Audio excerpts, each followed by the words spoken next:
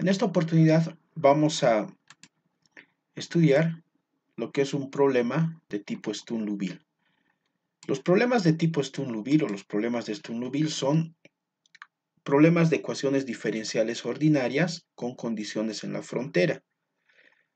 Estos problemas aparecen de manera natural en el estudio de algunas funciones de la física matemática. Por ejemplo, los polinomios de Legendre, las funciones Bessel, etc. También aparecen este tipo de ecuaciones diferenciales cuando uno estudia algunos problemas clásicos de la física, como ser la ecuación de onda, la ecuación de calor o la ecuación de Laplace. Para esto vamos a empezar revisando un ejemplo de ecuación diferencial de este tipo. Entonces, vamos a estudiar esta ecuación diferencial, ¿no? Evidentemente, es una ecuación diferencial de segundo orden. Es una ecuación diferencial de segundo orden porque el orden de la derivada más alta es 2. Es una ecuación diferencial de segundo orden. Es lineal porque la variable dependiente no se encuentra elevada a una potencia que no sea la unidad y tampoco se encuentra compuesta con alguna otra función. Tiene coeficientes constantes y tiene entre esos coeficientes un parámetro, el parámetro lambda, ¿no? Que es una constante, pero que es una constante que puede tomar diferentes valores. Además es homogénea porque está igualada a 0. Entonces, sobre la ecuación podemos decir que es lineal, de segundo orden, homogénea en esencia, ¿no? Cuando yo tengo una ecuación lineal homogénea, el conjunto de soluciones de esa ecuación diferencial forma un espacio vectorial. La dimensión de este espacio vectorial coincide precisamente con el orden de la ecuación diferencial. En este caso, como tengo una ecuación diferencial de orden 2, el conjunto de soluciones de esta ecuación diferencial lineal homogénea de orden 2 será pues un espacio vectorial de dimensión 2. Al ser un espacio vectorial de dimensión 2, yo espero su solución general como una combinación lineal de otras dos soluciones que son linealmente independientes. Por supuesto que la solución de esta ecuación diferencial va a depender del parámetro lambda, porque si yo me doy un valor de lambda voy a tener una solución. Si yo cambio otro valor a otro valor de lambda voy a tener otra ecuación diferencial y por lo tanto voy a tener otra solución. Estructuralmente las soluciones tienen que ser de esta forma. Además, podemos observar que tenemos condiciones. Estas condiciones no se encuentran en un solo punto. Son condiciones que se encuentran en los extremos de un intervalo. Es decir, la ecuación diferencial yo la estoy estudiando a lo largo de un intervalo. Y las condiciones son condiciones en los extremos del intervalo, también conocidas como condiciones de frontera. No hay que confundir estas condiciones con las condiciones iniciales en un problema de Cauchy. En un problema de Cauchy, las condiciones son en un solo punto, no son en dos puntos. Como habíamos dicho, estamos trabajando con un problema con condiciones de contorno. Definida la ecuación diferencial y buscamos la solución de la ecuación diferencial dentro de un intervalo. Y tenemos condiciones en los extremos del intervalo. Entonces, resolver el problema es en esencia determinar las soluciones para los posibles valores que podría tomar lambda. Es decir, la solución depende íntimamente del parámetro. el comportamiento de la solución va a depender íntimamente del parámetro lambda. Antes de ir a la solución de la ecuación diferencial, hagamos algunas consideraciones. Cuando yo tengo una ecuación diferencial, lineal, homogénea, de segundo orden, con coeficientes constantes, una forma fácil de resolver esta ecuación es considerando su ecuación auxiliar o ecuación característica, que viene a ser una ecuación cuadrática de segundo orden. Esta ecuación cuadrática, por supuesto que tiene solución. La solución yo la puedo hallar, por ejemplo, por la fórmula general, donde delta es el discriminante. Este discriminante, por supuesto, es b cuadrado menos 4 veces ac, ¿no? Entonces, dependiendo del valor del discriminante, nosotros sabemos que vamos a tener ciertas raíces con ciertas características. Por ejemplo, si el discriminante es 0, bueno, la raíz será menos b sobre 2a. Sería una sola raíz de multiplicidad 12, dice, o sea, una raíz repetida. Si el discriminante fuese positivo, tendré dos raíces diferentes, reales, ¿no? Y si el discriminante sería negativo, tendría dos raíces complejas conjugadas. Bueno, entonces, dependiendo cómo serían las raíces de la ecuación,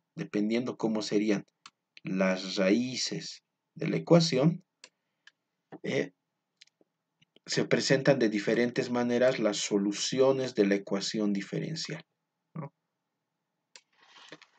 Esto lo podemos ver en tres casos. El primer caso es cuando yo tengo raíces reales distintas. Si las raíces reales son distintas, entonces aparecen como soluciones de la ecuación diferencial la exponencial de la raíz por x. Entonces tendría dos soluciones. Esas dos soluciones son linealmente independientes, por lo tanto la solución general se puede escribir de esta manera. Esto en el caso de que las raíces sean reales y diferentes. Recordemos que esto va a ocurrir siempre y cuando el discriminante sea positivo. El siguiente caso es cuando las raíces son reales, pero repetidas. Raíces reales repetidas.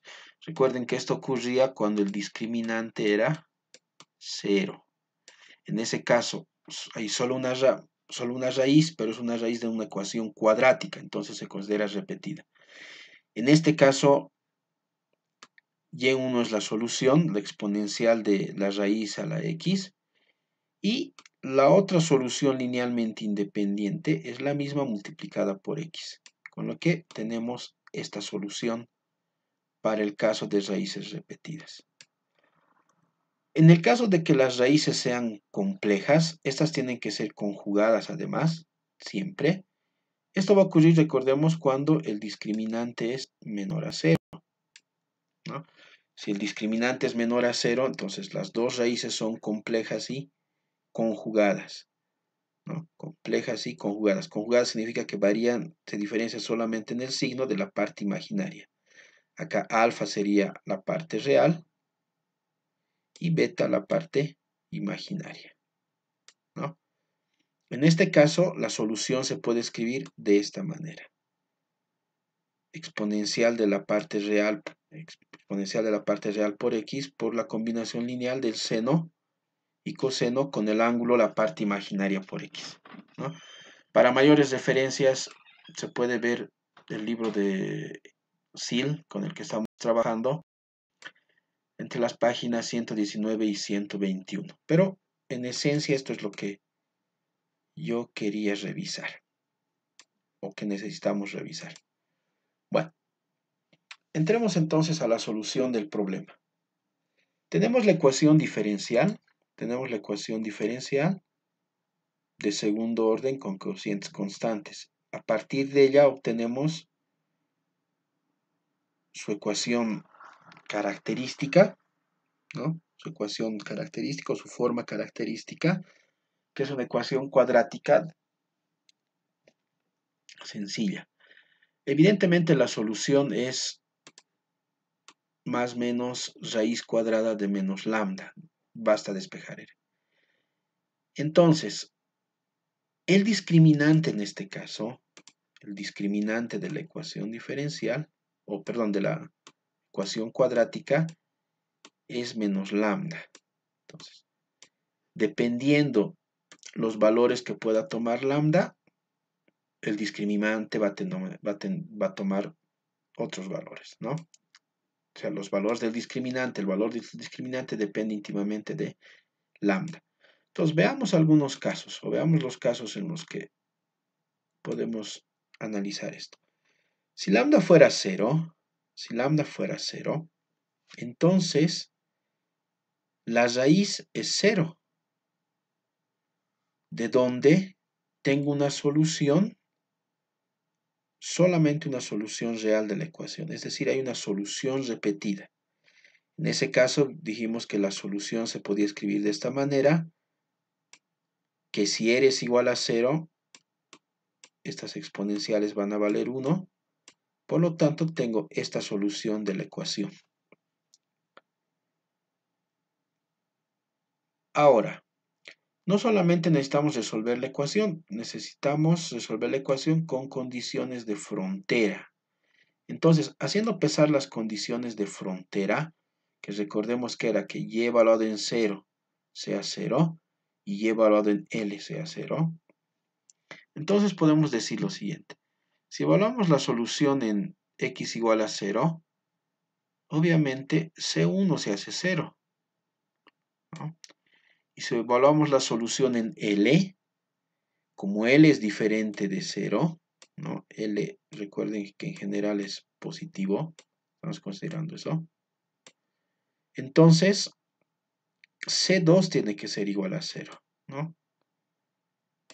Porque L es diferente. Entonces, C2 es igual a 0. Entonces, la solución de la ecuación es constante igual a 0 para el caso de lambda igual a 0, ¿no? Entonces, tengo esta solución de la ecuación diferencial, ¿no?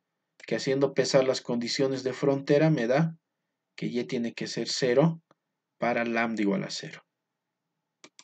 Entonces, ese sería nuestro primer caso. Segundo caso, analizamos cuando lambda es negativo. Si lambda es negativo, entonces la raíz de la ecuación cuadrática es un número real, ¿no? Si lambda es menor a 0, menos lambda es positivo, entonces tengo la raíz de un número positivo, es un número real, y entonces tengo dos soluciones diferentes. Raíz de menos lambda y menos raíz de menos lambda, ¿no? Entonces, al ser dos soluciones de dos raíces distintas, entonces la solución de la ecuación diferencial tiene esta forma. Perdón. Tiene esa forma. Ahí. Entonces,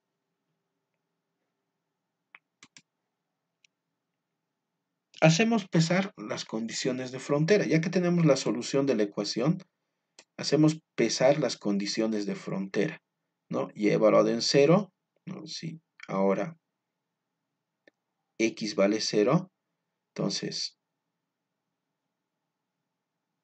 perdón, la anterior. Aquí estamos. Hacemos pesar las condiciones de frontera. Aquí. Entonces, y evaluado en 0 tiene que ser 0, ¿no? Entonces, si x es 0, esta exponencial va a ser 1 y esta exponencial va a ser 1, lo que nos da la ecuación C1 más C2 igual a 0, de donde obviamente puedo decir que C2 es igual a menos C1. Nuevamente hacemos pesar las condiciones de frontera, que evaluado en L es 0, ¿no? acá. Entonces podría escribir C1 exponencial a la raíz por L menos C1 exponencial a la otra raíz por L. Puedo factorizar C1 y la exponencial y me va a quedar esta expresión de acá, ¿no? Ahora, la exponencial jamás va a ser 0, ¿no? Y el único caso en el que esta expresión de acá, que está entre paréntesis, sea igual a 0, es que la exponencial valga 1. Pero la exponencial vale 1 solamente si su exponente vale 0. Pero habíamos dicho que tanto lambda como L son diferentes de 0. Entonces, ni esta expresión entre paréntesis puede ser 0, ni la exponencial puede ser 0.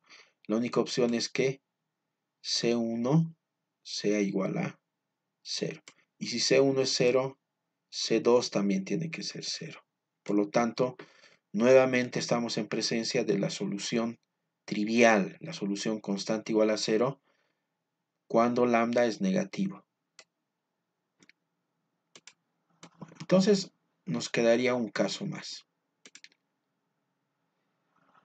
¿Qué pasa si ahora lambda es positivo? Si lambda es positivo, entonces menos lambda es negativo y estamos en presencia de raíces complejas. Si estamos con raíces complejas, recordemos que esta expresión la podemos escribir de esta manera, ¿no? Es decir, por ejemplo, si yo tuviera raíz de menos 2, ¿no? Nosotros como número complejo en realidad lo vemos como i por la raíz de 2, ¿no? Como número complejo, su parte real es 0 y su parte imaginaria es raíz de 2. Bueno, entonces acá ocurre lo mismo. La solución es más o menos raíz de menos lambda con lambda positivo, ¿no? Entonces esto se puede escribir como más menos i veces raíz de lambda. Por supuesto, la parte real de este número complejo es 0 y la parte imaginaria solamente es raíz de lambda, ¿no? Entonces, la solución se puede escribir como exponencial a la parte real, que en este caso para nosotros sería 1, ¿no? Porque la parte real es 0, ¿sí? Y una combinación lineal del coseno y del seno del ángulo, la parte imaginaria, por x. Entonces, esta sería la solución de la ecuación diferencial en el caso de raíces complejas. Nuevamente hacemos pesar las condiciones de frontera. En x igual a 0, coseno de 0 es 1, seno de 0 es 0, entonces C1 tiene que ser 0. Hacemos pesar en L, ¿no? C2 por seno de raíz de lambda por L sería igual a 0.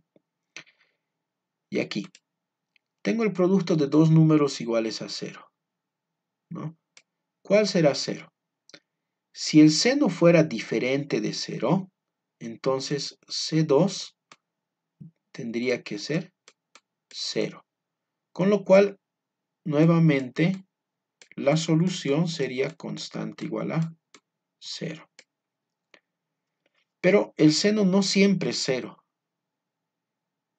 Perdón, el seno no siempre es diferente de 0. El seno es 0 cuando el ángulo es un múltiplo de pi, ¿no? Y además, como este ángulo es raíz de lambda por L, un número positivo, el seno de ese ángulo va a ser 0 solamente si ese ángulo es un múltiplo positivo de pi. Es decir, n pi para n un entero positivo. Entonces, para este lambda, el seno es 0 y C2 no necesariamente tiene que ser 0 y yo tengo entonces la solución de la ecuación diferencial para este valor de lambda. Para estos valores de lambda positivos existe solución. ¿Cuál es la solución? Seno del ángulo n pi partido por L por x, ¿no? La constante es accesoria porque estamos en un espacio vectorial. Para los lambdas positivos diferentes de este valor, ¿no? La solución siempre va a ser la constante igual a 0. Bueno, resumamos entonces lo que hemos aprendido de este ejemplo.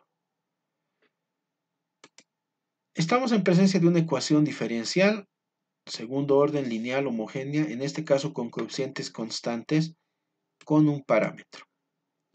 Y condiciones en los extremos de un intervalo. Estamos estudiando la ecuación diferencial, si quieren, dentro de un intervalo. Solo dentro de un intervalo. Y las condiciones están en los extremos del intervalo.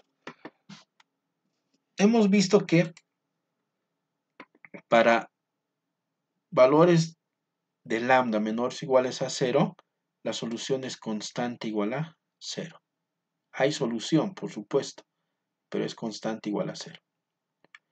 Cuando lambda toma el valor n pi partido por L al cuadrado, donde n es positivo, entonces existen soluciones y las soluciones son el seno del ángulo, ¿no? Para los otros lambdas diferentes positivos, pero diferentes de este, la solución son constantes iguales a 0. O sea, hay soluciones no triviales, o sea, diferentes de 0, para una infinidad de valores del parámetro lambda, ¿no?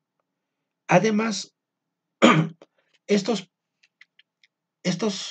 valores de lambda, para los cuales hay solución, hay en una cantidad infinita pero numerable, y se los puede ordenar de manera creciente. Notemos que estos valores no están acotados, es decir, crecen indefinidamente, claro. Si n es 1, tengo n cuadrado partido por l cuadrado. Si n es 2, tengo 4 n cuadrado partido por l cuadrado. Si n es 3, tengo 9 n cuadrado partido por l cuadrado. Entonces, van creciendo sin medida. Eso significa que el límite cuando n tiende al infinito de estos parámetros es 0. Una cosa más que es interesante notar es lo siguiente. Nosotros conocemos esta integral, o se la puede calcular fácilmente, ¿no?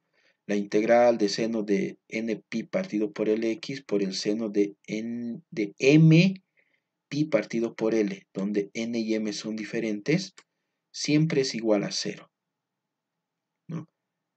¿Por qué es interesante esto? El conjunto de todas las soluciones, del problema viven dentro de un conjunto más grande, que por ejemplo podrían ser las funciones continuas, ¿no? El conjunto de las funciones continuas. Este conjunto es un espacio vectorial, es decir, es un conjunto con una estructura de espacio vectorial. Es más, en este conjunto, dentro del intervalo 0L, se puede definir un producto interno. Este producto interno es, por ejemplo, bueno, se pueden definir varios productos internos. Un producto interno que se puede definir es precisamente la integral de 0 a L del producto de funciones. Esto es un producto interior dentro de este espacio. La ventaja de tener un producto interno dentro de un espacio vectorial es que me da propiedades cuando, por ejemplo, el producto interior es igual a 0, podemos decir que estas funciones dentro de ese espacio son linealmente independientes. Y en este caso además son ortogonales. Es decir, el conjunto de soluciones de la ecuación diferencial respecto de este producto interno, ¿no?, forma un conjunto ortogonal. Eso no es poca cosa, ¿sí? Además que obviamente son linealmente independientes. Bueno, vayamos a ver lo que es realmente un problema de tipo Sturm-Liouville. Y vamos a ver que en esencia es básicamente lo que hemos visto en este ejemplo, ¿sí? Veamos. Entonces, un problema de tipo Sturm-Liouville es una ecuación diferencial. una ecuación diferencial. Fíjense acá en la forma en la que se expresa esta ecuación diferencial, es la derivada de un producto. Al derivar el producto voy a derivar eventualmente y', con lo cual estoy en presencia de una ecuación diferencial de segundo orden. Es lineal, es homogénea, y en este caso los coeficientes pueden ser variables, pero tengo el parámetro lambda, ¿no? Las condiciones de frontera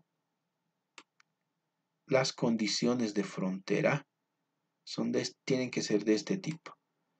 Tengo que tener condiciones en ambos extremos del intervalo en donde estoy estudiando la ecuación diferencial. Es decir, tengo que tener condiciones en A y tengo que tener condiciones en B. Eso me garantiza esta parte, ¿no? Me dice A1 y B1 diferentes de 0 simultáneamente. O sea, ambos no pueden ser 0 al mismo tiempo. No pueden ser 0 al mismo tiempo. ¿Ya? Entonces, tiene que haber condición en A, tiene que haber condición en B, ¿no? Esto es lo que se denomina un problema regular de Sturm-Liouville. Una ecuación diferencial de esta forma, ¿no? Una ecuación diferencial de esta forma, bajo estas condiciones de frontera. Se denomina problema regular de Sturm-Liouville. El problema que nosotros hemos estudiado, por supuesto que es un problema regular de Sturm-Liouville de este tipo, ¿no? Basta pensar que R es 1, Q es 0 y P vale 1, entonces tenemos la ecuación diferencial, ¿no? Si hacemos A1 y A2 iguales a 1 y B1 y B2 iguales a 0, las condiciones de frontera son precisamente las que habíamos definido, ¿no?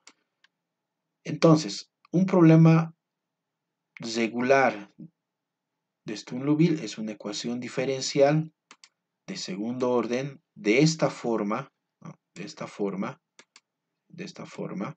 que también se denomina forma autoadjunta, con estas condiciones de frontera. El ejemplo que habíamos estudiado es un problema regular de tipo Sturm-Liouville. El teorema de Sturm-Liouville, o el teorema que nos da las propiedades del problema regular de Sturm-Liouville, me dice en esencia todo lo que habíamos visto con el ejemplo. Me dice que existe una infinidad de soluciones del problema. Es decir, existe una infinidad de parámetros para los cuales tiene solución mi problema regular de Sturm-Liouville. Estos parámetros se denominan autovalores o valores propios del problema, ¿sí? Y tienen la propiedad de que se los puede ordenar de forma creciente, o sea, forman una sucesión creciente cuyo límite es el infinito, ¿no? Para cada uno de estos autovalores existe una solución, la solución del problema de Sturm-Liouville.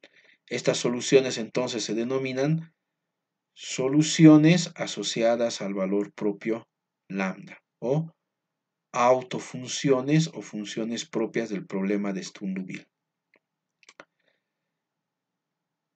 El problema de Sturm-Liouville, ¿no? Además, en el problema de Sturm-Liouville, además, estas soluciones forman un conjunto linealmente independiente.